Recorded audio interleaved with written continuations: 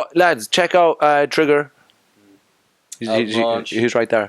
this Friday, July 28th. Cyprus Avenue, doors open at 9.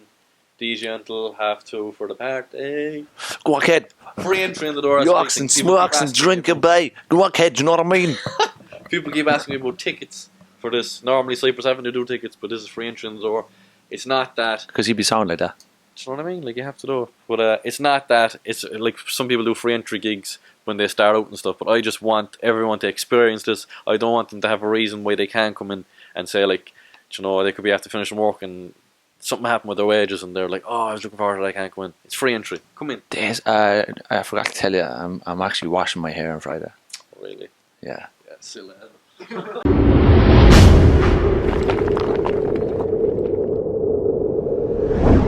What's the crack? You're watching the Labtv and we're here with Trigger. What's the crack, boy? Shannon, how are we? Sure, grand, boy. Grand. Oh, good. And he's going to be promoting his show that's coming up on Friday, which is Decent, and the album Kid, Double Perspective. Hear this, boy? It's going to be on Spotify as well, so you can find it there. And you can get physical copies on Friday as well, can't you? Why don't I get €10? Double Perspective, check it out. I mean, I'm sure we're going to have a picture on the screen anyway, but I said I just held it up just to feel like I'm doing my job. You know what I mean? So Friday the 28th starts at 9 o'clock and the DJ is until 12:30. Decent. Or 2:30, sorry. Free entry, Cyprus Avenue. You know what I mean. Live performances from Stevie G, Costello GI, Red the Future, Kreo Ghost, Myles Gaffney. There's rap battles and more. Physical copies of the album available on the night. Double Perspective, over 18s only. Decent. Yes, bye. All right. Thanks, Trigger, for coming. See you later on. Nice one, bro. That was decent. All right, so tell us. Double Perspective. The controversial copy or cover of it, like, what's the crack? It's basically like, right, everyone has two perspectives in life, but as far as the album cover, when I left school, which was about in the height of recession 2010ish, there was, like, most of what my friends were doing were either emigrating, which is the passport on it, or else they were signing on the dole. So there were the two options. And then some of them were taking a third option that shouldn't have been available, which was suicide. So that's like metaphorically hanging over their heads, the rope, and then the passport and the dole card. Well, that's not controversial. No, but if you've seen it and you're just seeing the rope, you'd be saying, that's controversial. What's that about? Is he promoting it? No, I'm not. This is just fucking... You're speaking on it. Yeah, do you know? Touching on it. So, double perspective. You have two... Everyone has two avenues that they can take in life, do you know? So it depends how you look on something. It's like as even I was saying on the intro on the album, it's like there was an alcoholic father who had two kids. One grew up to be an alcoholic, and they said, "Why did you become an alcoholic?" He said, "Because I looked at my father." And then the other son never touched alcohol in his life, and they said, "Why didn't you drink?" And he said, "Because I looked at my father." So they both had the same upbringing, had the same destination basically, but they took different avenues, so they reached a different destination. Yeah, you know? the double perspective. Yeah, so life is what you make of it, kind of thing. Not to sound cliche. Yeah, no, that's it's a cliche, but it makes sense. Like, you know, you learn from what you look at. Yeah. Based on observations and based on your own perspective. Yeah. You know, you can project your own perspective, or you can understand the perspective that you project and try and look at life without that perspective. That's it, like, really, isn't it?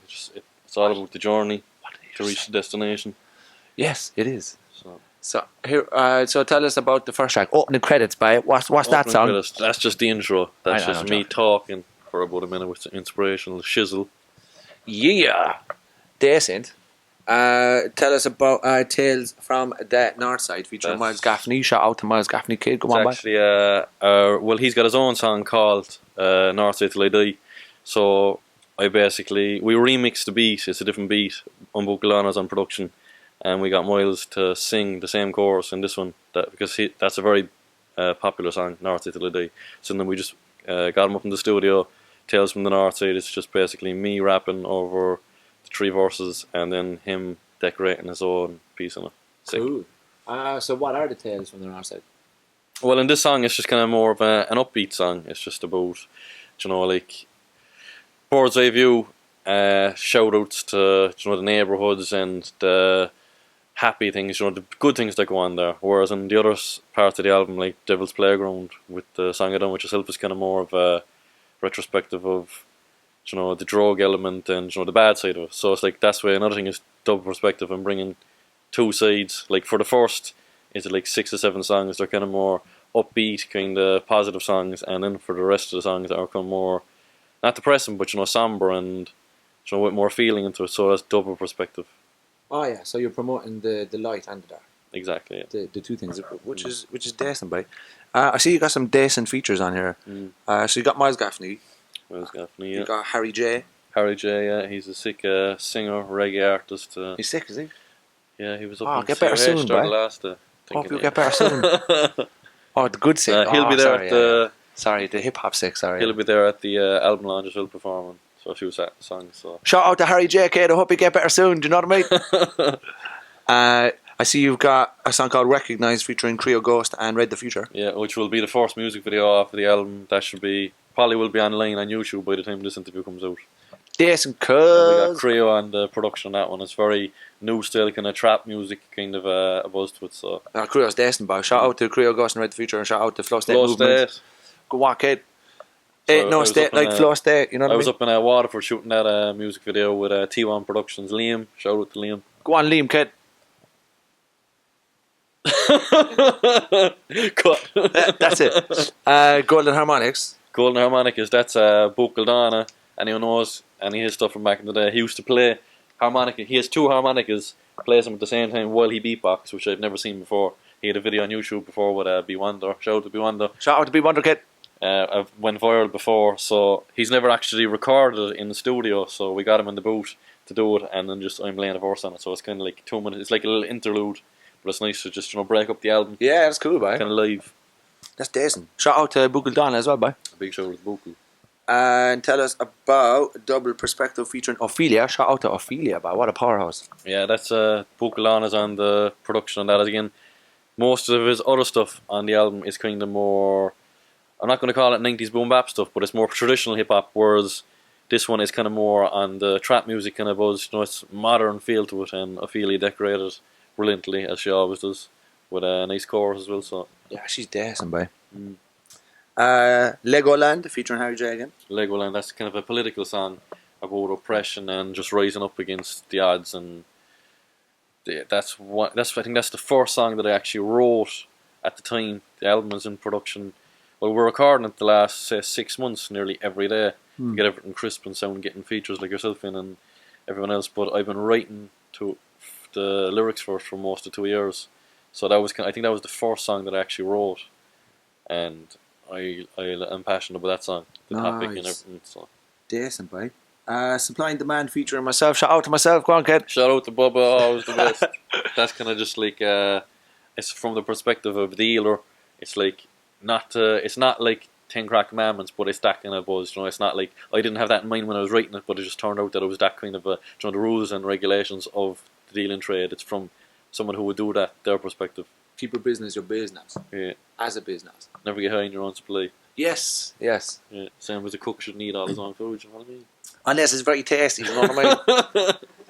If it's tasty, then you eat away and you loves it, you know. You know, I love cooking foods and eating it, you know what I mean? Eightens. You know, that's a new 6, word. 7 eightens.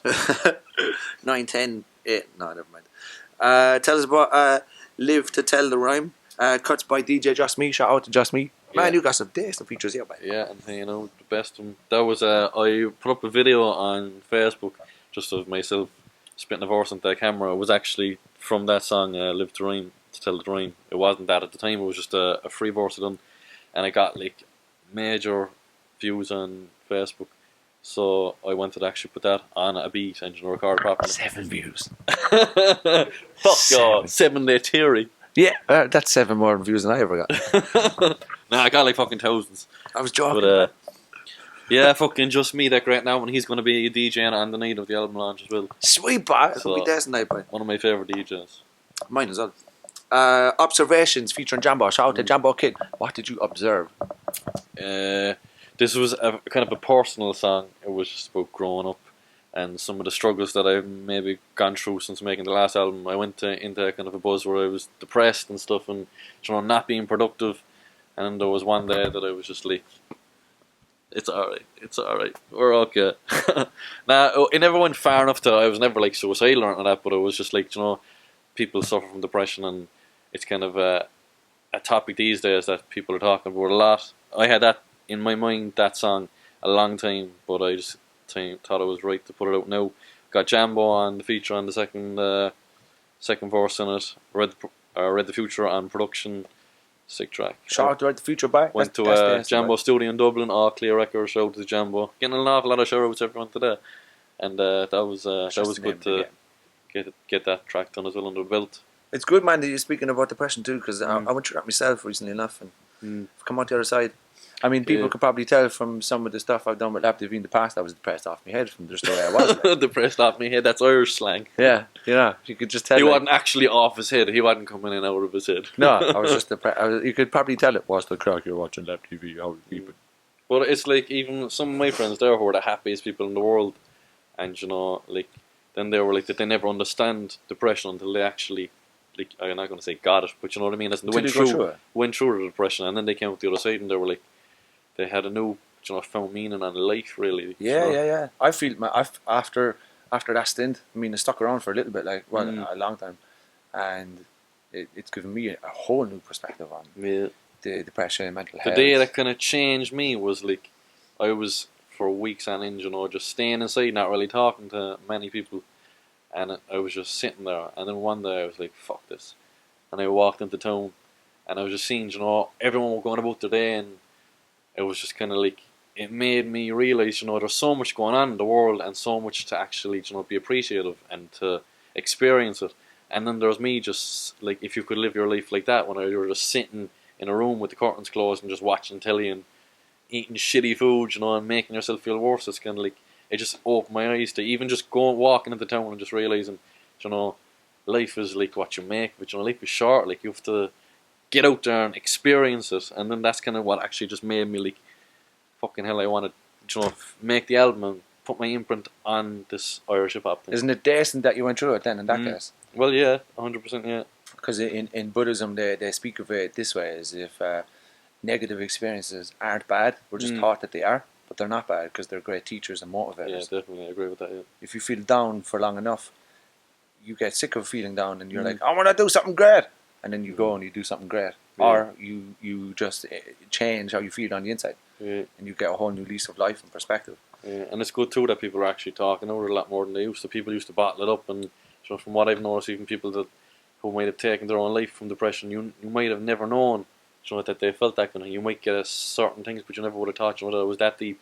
Yeah. Whereas now the stigma is kind of gone, and it's actually socially acceptable to talk about all this. And it should have been always anyhow. But yeah, but there was a lot of shame and guilt attached. Yeah, and especially for men, women would seem to be more comfortable talking about their feelings and stuff. But for men in Ireland, I guess it's not such a it's a new thing. It's That's it really. Like, men are macho. We have to be.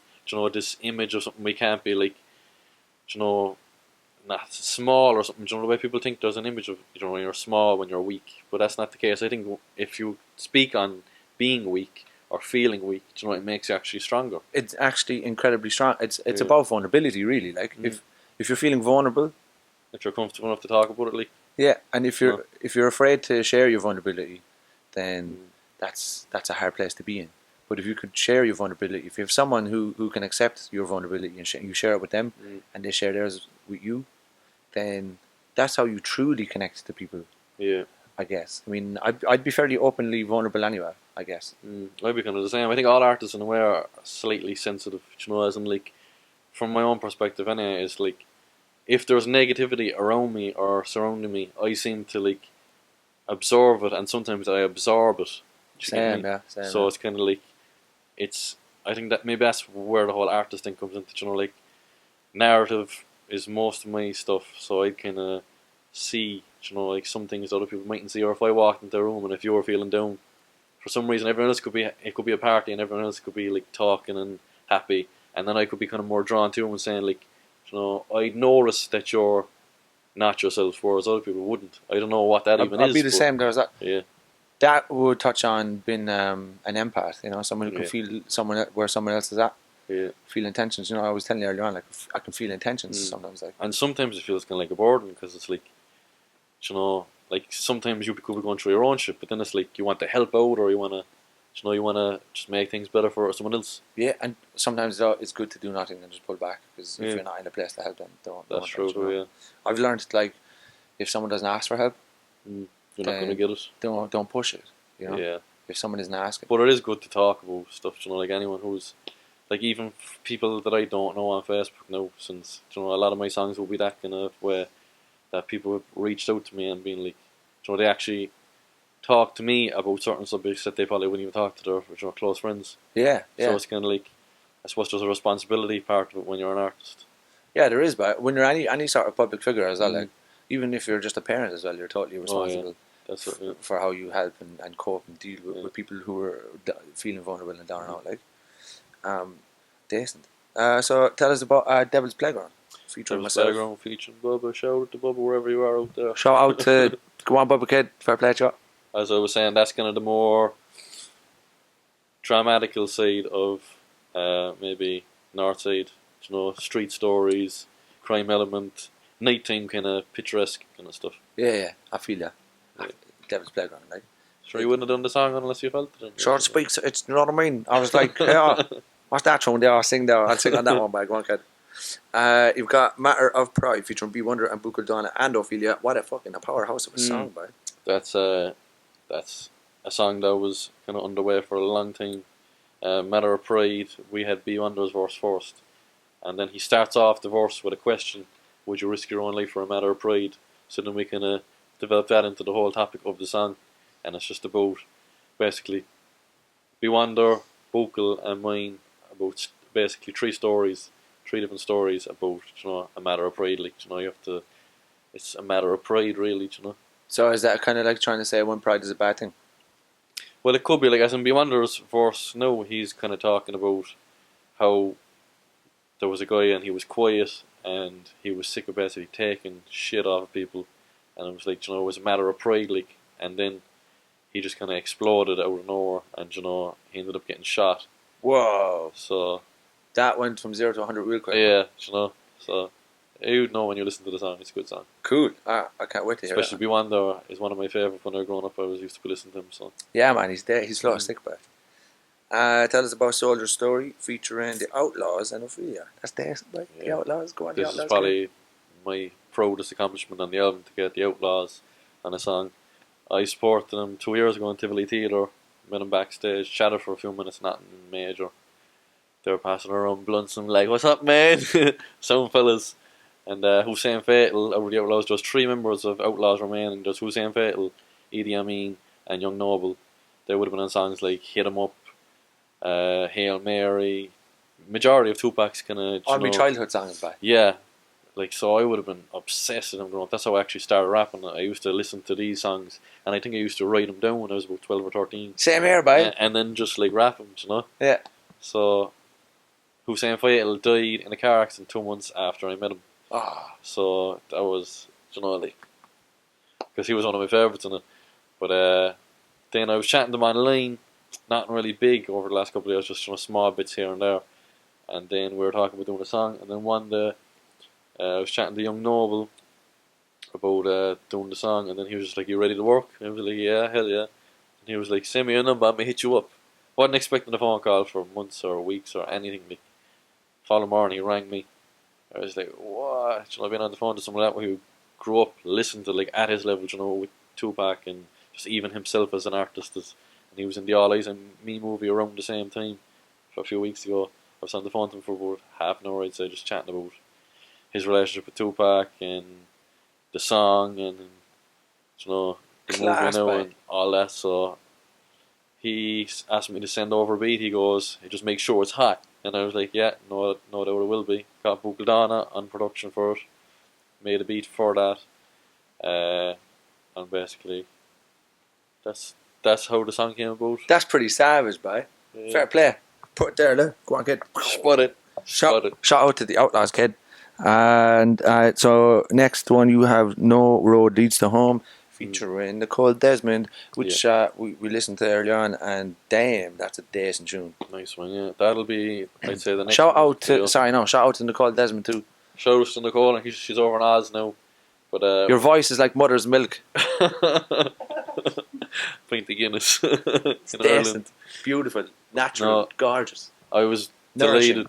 I think she was the first feature that I got on the album, and as soon as I heard it, I was like, you know, it was just perfect. Like, it's probably one of my favourite songs on the album to collaborate with. It's a true story based on a fella that I knew, well, friends that I knew. He grew up, his mother died. So basically, I fictionalised the end of the song because I thought it'd be more impactful to the listener, where the guy commits suicide, and that was basically the end of that song. So I'll be shooting the music video for that in the start of August with a guy called Ovi from Dublin.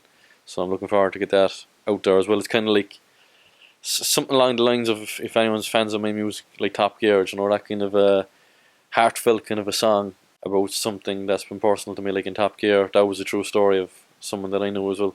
So this is another story like that. You know, it's kind of like part 2, we could say. Yeah, but that's decent, boy. Shout out to Ovi as well. Go on, kid. Shout out to Ovi. So tell us about Curtains. Curtains, that's basically an outro. 2 verses, me and Bucaldana going back and forth, one line to one line. So that we just finished that a few days ago, and it just kind of, we were deciding how we wanted to end the album. And first we were saying, should we have like a speech, or, you know, like a snippet from an interview or something like that. And then we kind of, the beat was so sick, it was like, we need to go to COH, like, do you know what I mean?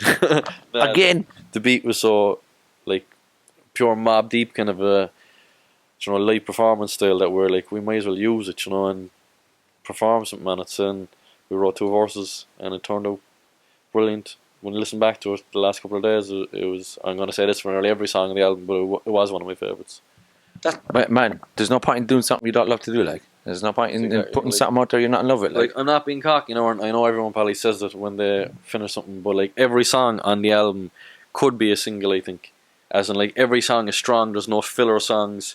They all mean something, they're all from a place in my heart, or from some things, you know. It's not just that I done it just to be say like, oh yeah, that sounds cool. You know, there's a meaning behind every song. There's a meaning behind every message that I put on the song. Everything is the truth basically on the song. It might be I can feel it, but I feel your heart is in the right place, but your verses are decent, the songs are decent. It's like there's blood, sweat and years in this. Oh, I like it, blood, sweat and years. Yeah. No tears though, no. Well, there might have been there along the way when I was getting pissed off in certain situations. I'm mad, so I don't cry. That happens. That happens. No crying, right? So, lads, check out Trigger. He's right there. This Friday, July 28th. Cyprus Avenue, doors open at 9. DJ until 2:30 for the party. Go on, kid. Free entry in the door. Yucks and smokes and drink a bay. Go on, kid, do you know what I mean? People keep asking me about tickets for this. Normally Cyprus Avenue do tickets, but this is free entry in the door. It's not that. Because he'd be sound like that. Do you know what I mean? Like, you have to do it. But it's not that. It's like some people do free entry gigs when they start out and stuff, but I just want everyone to experience this. I don't want them to have a reason why they can't come in and say, like, you know, they could be after finishing work and something happened with their wages and they're like, oh, I was looking forward to it, I can't come in. It's free entry. Come in. I forgot to tell you, I'm actually washing my hair on Friday. Oh, really? Yeah. Yeah, silly. I'll wash it for you at the gig on stage. I've no excuses now. Raging. All the hairdressers come in, bring the shampoo. I didn't think of any more excuses. Hang on. I'm washing my hair. New Labtv host. What's the lab? You're watching Crack TV? No, I'm joking. What's the crack? You're watching Labtv, and we were here with Trigger Bar, and we done his with the interviews, kids. You know what I mean? You just listened to it and you heard us, so I didn't have to tell you that, but you knew it already. You know what I mean? Check out Double Perspectives. When can people find it online?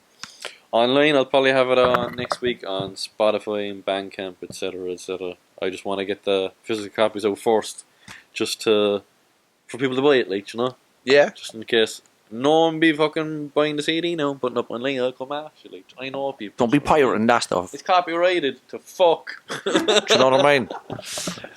You're all class. Like, share, subscribe. Tell your mother, tell your father, tell your sister, tell your auntie, tell her friend. Smash that like button.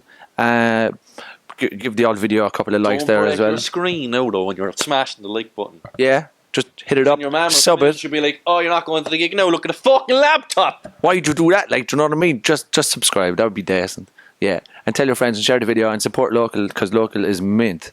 Yeah, and hoodies and t-shirts for sale with the album. You know what I mean? Are they? It's a franchise now. Yeah. Are they for sale? They will be on Friday. Yeah. How much you selling t-shirts for, kid? And jumpers? I'd say about 50 grand. Like, you know what I mean? I'd buy 7 of them. Mayweather's going to be walking out to the ring with it now in a couple of weeks' time. I'd buy 7 of them. So if that's the case, you know what I mean? Yeah, I know about it. Yes, no, you're just good for money like that. Yeah. No tick either. Nah, straight up, straight up. Because we're smart, we're not tick. Cash in the hand. Well, I don't know about me, like, but yeah, do you know what I mean? You're all class. Do you have a message before we say goodbye? I say goodbye loads of times. Do you have a message? Your journey chooses your destination. Don't leave your destination choose you. Keep your to the streets like an alley cat. Oh, he spoke to my soul right there. You're all decent. Give yourself a hug. And I'll speak to you on Friday. Stop talking. I'm trying to say goodbye.